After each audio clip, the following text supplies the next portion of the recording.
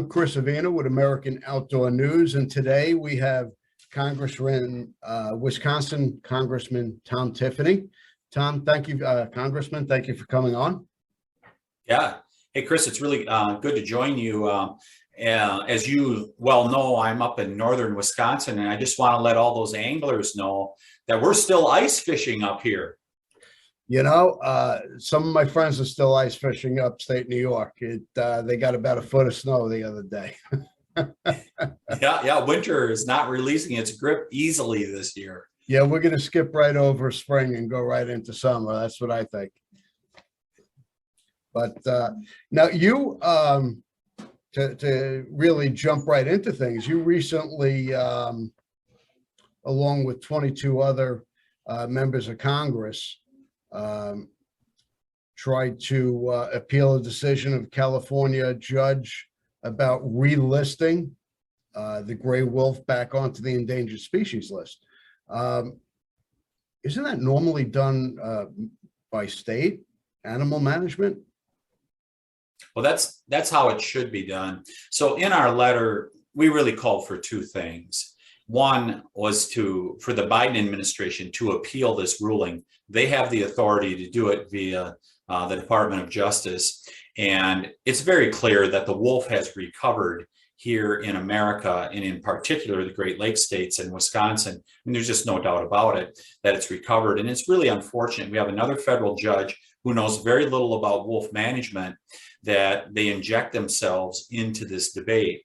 And then the second thing is, let's us as Congress do the delisting, much like happened a decade ago out in Montana. I think that affected Montana, Washington, Oregon, and Idaho, where they've had delisting and they're successfully managing their wolf population out there. These states can do the same thing here. You know, as much as I have some disagreements with the Wisconsin Department of Natural Resources sometimes, but I do think that they are the agency that should be managing this, not the federal government. I agree. It should be managed by state, and you might have a bigger population for wolf in your state, but another state might not have an issue.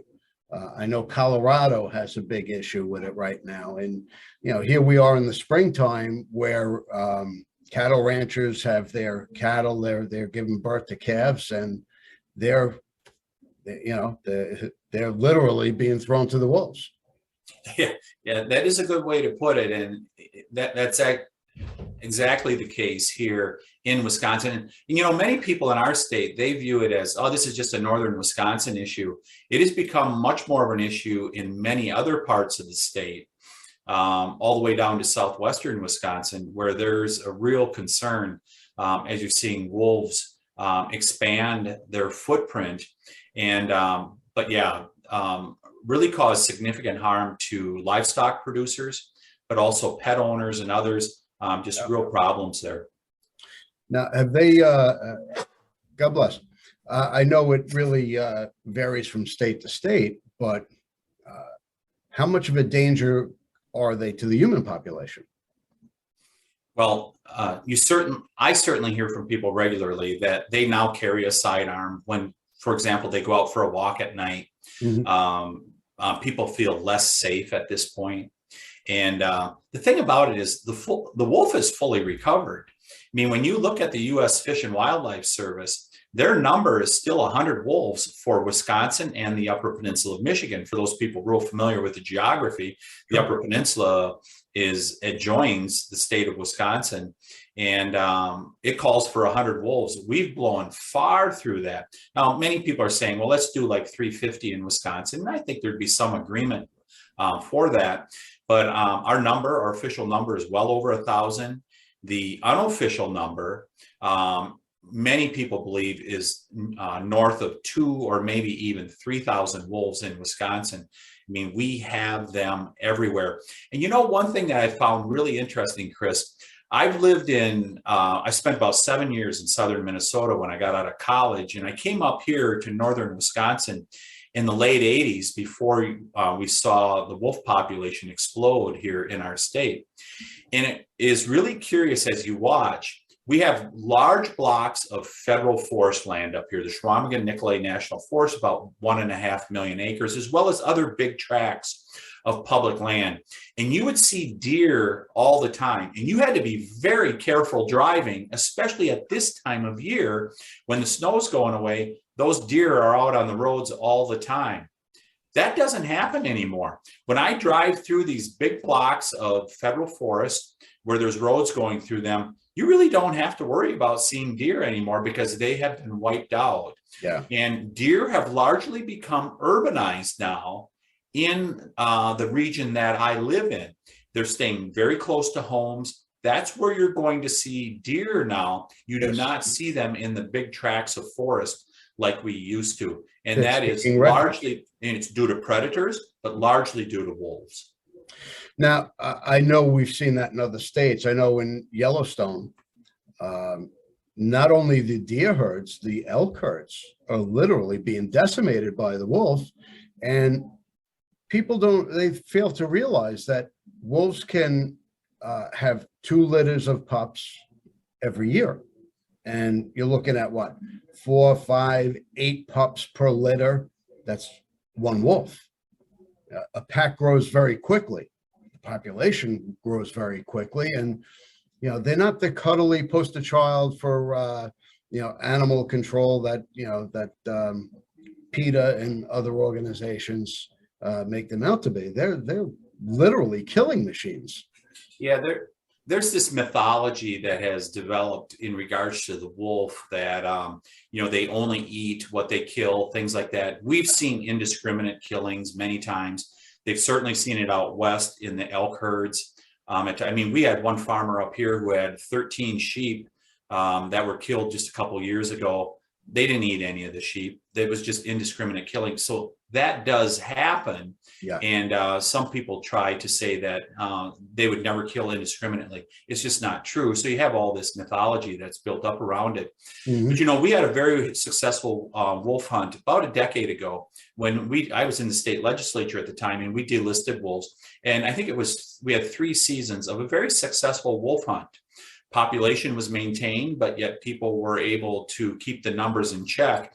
And once the wolf season went away with that previous federal ruling about a decade ago, the numbers continued to climb. And then we had a successful wolf season last year, and some of the anti-hunting groups said that, well, no, that wasn't a successful season. It truly was. Our Natural Resources Board set a limit of 200 wolves. They ended up taking about 220. And the anti-wolf people portrayed that as, you were only supposed to take a little over 100 wolves. You took twice as many as you should have. It's going to decimate the population. Well, that's not happening. It was a successful wolf hunt. And it actually showed, so there were about 220 wolves that were taken.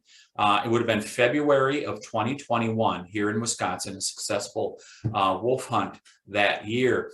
And that many wolves was taken in 48 hours. They had to close the season in 48 hours. And some of the anti-hunting groups said, see, you should not have done this. It only lasted 48 hours. I would make the counterpoint. There are so many wolves, Chris, that they were able to fill their limits in 48 hours. That tells you how many wolves are here in Wisconsin. One other quick point that I would make, a decade ago, when the previous judge from Washington, D.C. Went and relisted the wolf, we had 25 wildlife biologists here in the upper Midwest who sent a letter saying, don't do this. The wolf should not be delisted. It's recovered. And you're going to endanger the Endangered Species Act if you don't allow a species who has recovered to be delisted. The conservation through hunting is a proven model. It works. We manage deer, we manage elk, we manage bear in the same manner. Why shouldn't we be able to manage wolf with the same model? It works. Yeah, there's no doubt about it. And what the threat here is that by not managing the wolf population, you'll find more and more people get frustrated, and they may take it into their own hands. And that's not what the conservation model is it, Chris? It is to manage that wildlife population appropriately within a legal framework. They're pushing people to conduct illegal activities as a result of not allowing a wolf hunt for a species that has recovered. We had a cattle rancher on our show about a month ago. Talked about the same topic. Now, the wolf population in Colorado, where he is to the point where he don't know what he's going to wake up to in the morning. How many cattle is he going to lose through the night? So what he's done is he has round-the-clock shifts where his staff drive around the fields to scare away the wolves, to assure that his investment, his livelihood, and his cattle will survive the night so he can make a living. What kind of economic impact has the wolf had? Yeah, it's had a great impact.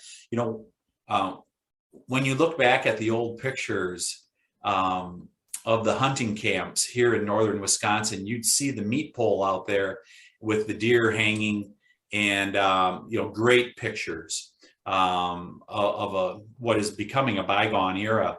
You don't see that nearly as much anymore. In fact, we've seen people who bought 80s, they'll buy 80 acres, a couple hundred acres, something like that, to be able to hunt on.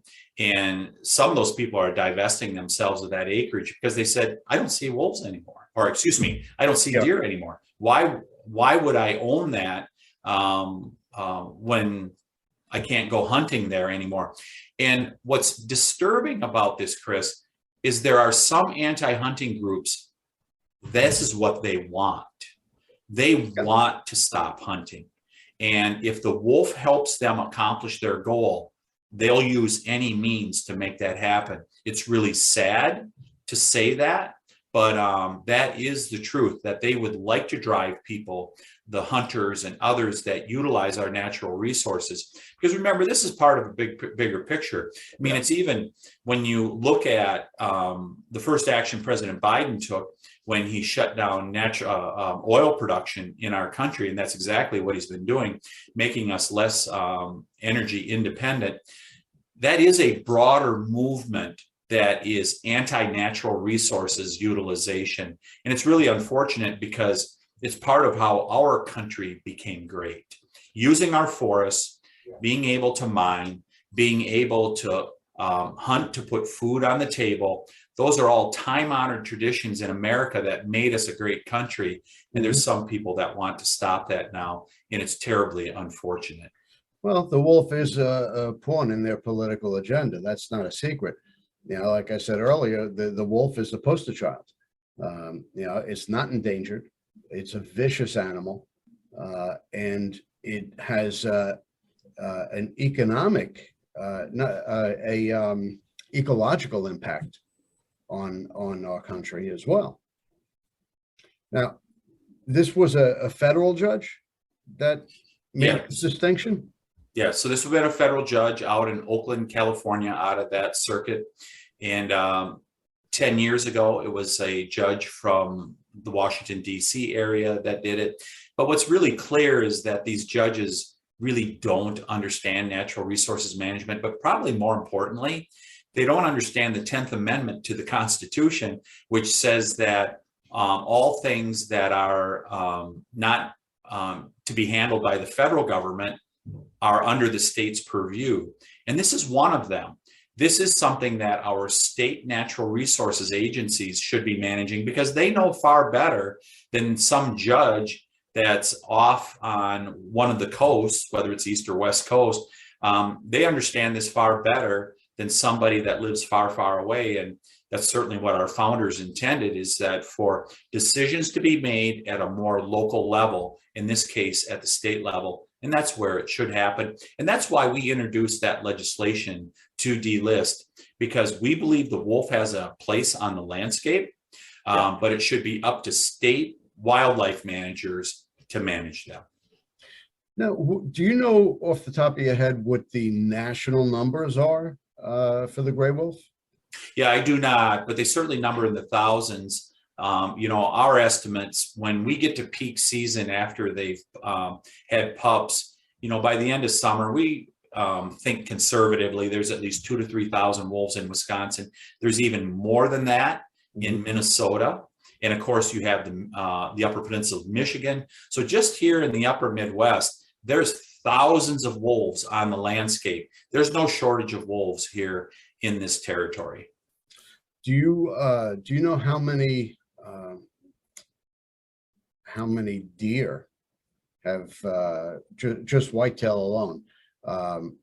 How have they depleted the population? Well, all I know is that in this latest hunting season here in Wisconsin, that is a tradition every November, a great tradition in Wisconsin. I think deer numbers were down about 10%, but we've seen this steady decline in the number of deer harvested here in northern Wisconsin over the last 20 years. And while that's not just the wolf, there's other predators. I mean, Wisconsin is so rich in predators at this point, including bobcats, coyotes, and everything else. Sure. But the wolf is a big part of this that has reduced the number of deer that are being taken. Well, the wolf is extremely territorial. And if they see coyote population in their area, that's a large population, they're going to kill the coyote indiscriminately, just as they would any other predator in the area. They are the apex predator. They are an apex predator, no doubt about it. Now, the wolf was delisted during the Trump administration. Do you think that the fact that Trump delisted them played a role in relisting them as an endangered species? Yeah, that may have had a part in it, but I mean, the Biden administration, unfortunately, is in thrall of all things extreme environmental, and they should be contesting this, but I doubt that they will. I mean, they should be appealing this judge's decision, because if they appealed it to the federal Supreme Court all the way up, I can assure you that it would be upheld, because how the Trump administration did this administratively through the Fish and Wildlife Service, they did this in the correct manner. Mm-hmm. They held the hearings, they took the comments, and then the Fish and Wildlife Service, the people with the science, they said, yes, we should delist. It was a strong scientific decision that was made. And if it went to the U.S. Supreme Court on appeal, they would uphold it. But that's part of the reason why you'll see these extreme people in the Biden administration not appeal. I mean, think about it. They have the head of the person who handles the U.S. Forest Service is somebody that used to spike trees. That can kill a logger. Sure. or severely injure them. They have a person that's that extreme in their administration that they would spike trees in order to harm human beings from being able to log. That's who you're seeing populating the Biden administration at this point. They have the extreme of the extreme in terms of the environmental movement and also the animal rights movement. Yeah, an extremist is exactly that. They have complete and total disregard for human well-being, as long as their cause is advanced. Yeah, that's right, and they're extremely well funded. You see a number of the billionaires in this country, they send significant amounts of money to them. And actually, we've been tracing in regards to oil that there are some groups that are getting money from the Russians in order to fight against us being energy independent. So you can almost bet that they're doing the same thing in regards to wildlife management. Yeah. That some of these groups, because I know there's one organization, I think it's called the Sea Grant Foundation, they get money from an offshore company that has long ties to getting money from Russia. Well, this runs deeper than the average person would think. Yeah. And it's something we in Congress, we really need to expose. And that's why I talk about it on your program. And I really appreciate the opportunity to do it, Chris, is that the American public needs to be aware of what is happening in regards to that. Vladimir Putin is happy to fund our environmental groups in the United States as they shut down pipelines, oil production, and natural resources production generally. It only weakens America, and he loves to see that. Sure. And, it hasn't taken very long to accomplish that. That's correct. Now, you talk about following the science. As an outdoorsman, we have put billions of dollars into the science of keeping our way of life alive through like the Pittman-Robertson Act. Every license, every gun, every round of ammunition, there's a self-imposed tax that comes off the top that goes towards the conservation of wildlife, lands, and the like, where you get organizations like PETA and whatnot. All the money that they raise goes into hate campaigns. It don't go into the conservation of the lands or any animal that they're fighting for at that point in time. We're the ones that are doing it. Hunters are the true conservationists, and they put their money where their mouths are, just as you said. And then you got all the anti-groups that they don't do anything. I mean, how was it put to me one time by a logger? He said to an environmentalist, "Why do you come to our neck of the woods and try to change what we've done that you claim to want to preserve?" They want to preserve what was created by the conservationists, who are the hunters, who are the loggers, who are the people that understand natural resources management. And they really do prey on people, especially our young people, who don't have a great awareness of how these conservation programs have worked over the decades. Well, they've been trying to indoctrinate our youth at a very young age. But thanks to organizations like the Outdoor Tomorrow Foundation and organizations like that, we're taking them outdoors. We're showing them survival skills, nature, learning about animals, hunting, fishing, and the like. And it's a way to preserve our way of life and hand it down to the next generation.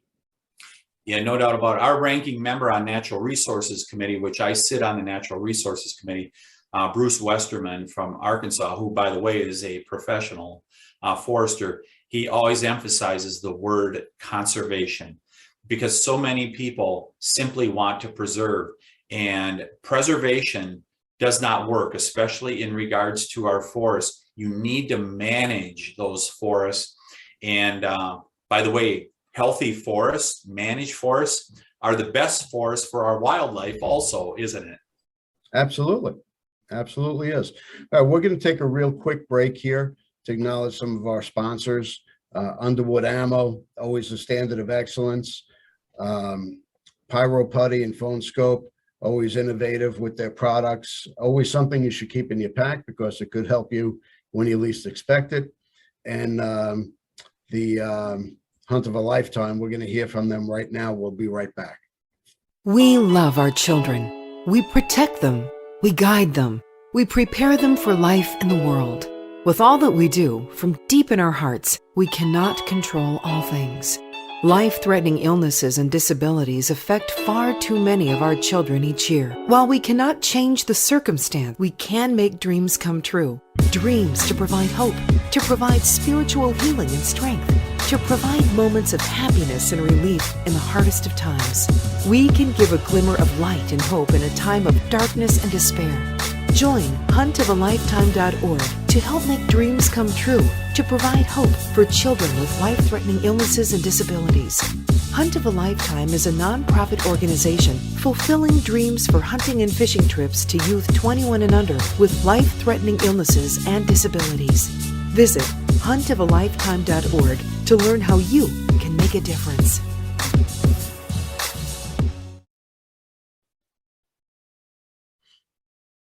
Okay, and we're back.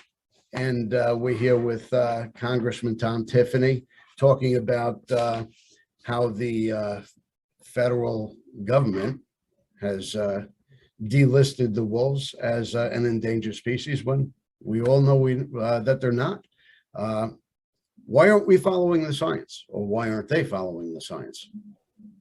So actually, the Fish and Wildlife Service did their job during the previous administration.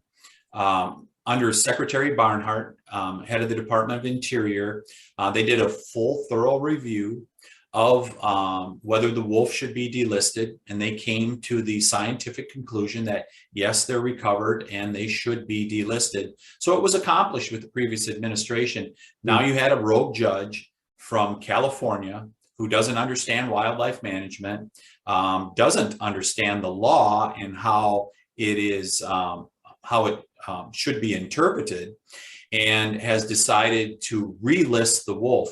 And what I'm urging, along with a number of my colleagues, is for the Biden administration to appeal that ruling, because I believe if they appeal the ruling, they follow the science of the U.S. Fish and Wildlife Service, the courts on appeal will side with all of us who know the wolf has recovered, and we should allow management with the states, because that's ultimately what it's about, Chris. It isn't about saying, okay, we're just going to allow unlimited wolf hunts from the federal level. No, it's a delisting. It says to the state fish and wildlife managers, it is now your duty in your state to manage the wolf, just like every other wildlife population that you manage.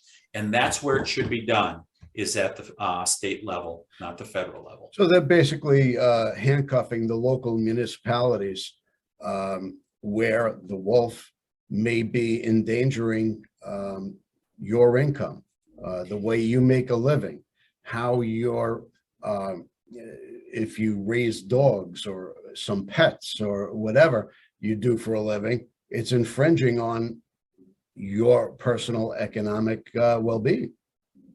Yeah, they've taken away local control. I mean, I give you another example. I know a dairy farmer who, by the way, raises his cows. He and his wife raise their cows on grass, which many in the environmental movement think is a great thing. You know, it's not a factory farm.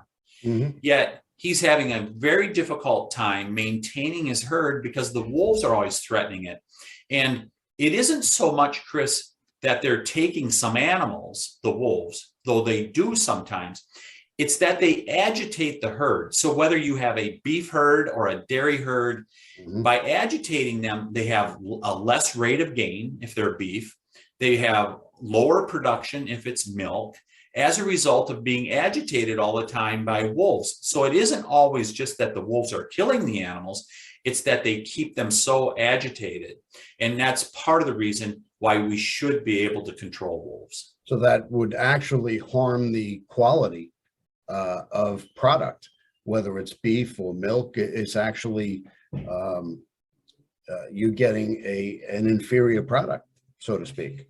Yeah, and the biggest thing though is it reduces production and puts that farm at greater risk. So you have people that want these grass-fed dairies who live in the cities, yet here's a farmer who has a grass-fed dairy and he's looking at being put out of business. Some of those same people in the city may be contributing to this this anti-hunting group that files the lawsuits that cause the wolf to be relisted. They actually harm themselves, mm-hmm. but they don't realize the second and third order consequences of their actions. Well, the same thing with the conservation of a land. You're preserving a piece of property that you want to bring back a certain species of animal. That affects, there's a whole ripple effect. It affects the bees or the butterflies that were in the area that now they're back in the area, and the different animals and different species. By preserving a piece of property to cultivate one species, it all benefits. Now, they are actually having the ripple effect on their end. By their actions, they're harming themselves. Yeah, no doubt about it. I mean, when you connect both, not managing a forest, not logging it, just saying we're only going to have old growth, and you couple that with wolves, you will end up with a very sterile environment. You will go in there and you won't see the rabbits, you won't see the game animals. Yeah. There's a bird species, the golden winged warbler, that depends on early successional forests. We're seeing fewer of them, and the Fish and Wildlife Service is looking at possibly listing them on the Endangered Species Act as a result of not having enough early successional species in the forest. So lack of management does not benefit the wildlife population in the end. And that's why it's so important to have that balance. And this is the case with wolves, and the case we're making. Don't get it out of balance, because that's what's happening now. That's exactly the point. So I know you're doing what you can on your end by going through the legal process. What can we do as individuals to make our voice heard? Yeah, it's very important that you contact your elected representatives and make the case to them that it's important for this to be done. In particular, your United States senators. I mean, I think about like with Minnesota and Michigan. They have senators who have not signed on to these wolf delisting bills. They should really sign on to them.